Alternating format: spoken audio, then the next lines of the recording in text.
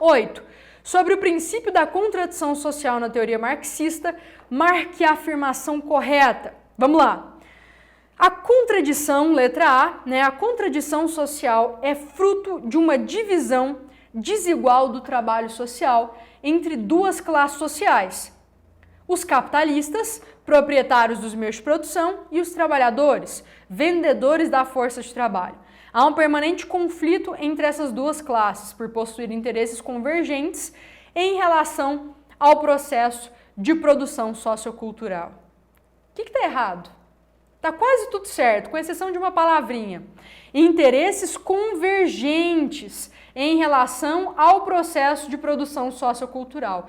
É claro que os interesses da burguesia e do proletariado não são convergentes, eles são divergentes. Eles são, aí totalmente opostos, porque a burguesia ela quer se enriquecer a partir da exploração do trabalho do proletariado, e o proletariado ele quer melhores condições de trabalho, ele quer melhores condições de vida, e para isso, obviamente, existe uma luta de classes que para o Marx é o motor da história. Já ele dizia, a história das sociedades é a história da luta de classes, beleza?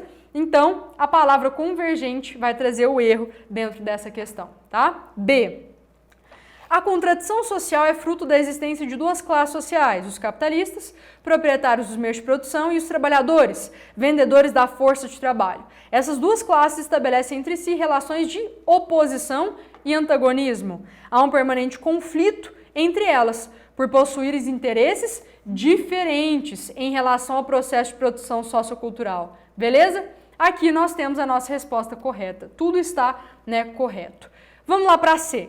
A sociedade capitalista funda-se sob os princípios da contradição, ok? Oposição e do antagonismo entre as classes sociais, na medida em que há, por parte da classe proletária, a apropriação pública do processo de produção sociocultural em detrimento dos capitalistas, que são os proprietários dos meios de produção.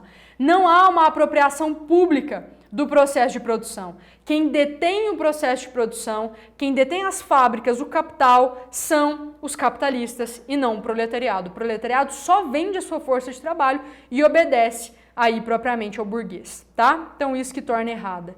D. O capitalismo, modo de produção que sempre existiu, tem como objetivo a valorização do próprio capital por meio da apropriação do trabalho excedente. Esse processo leva a um constante conflito entre as duas classes sociais, capitalistas, proprietários dos meios de produção, e trabalhadores, vendedores da força de trabalho.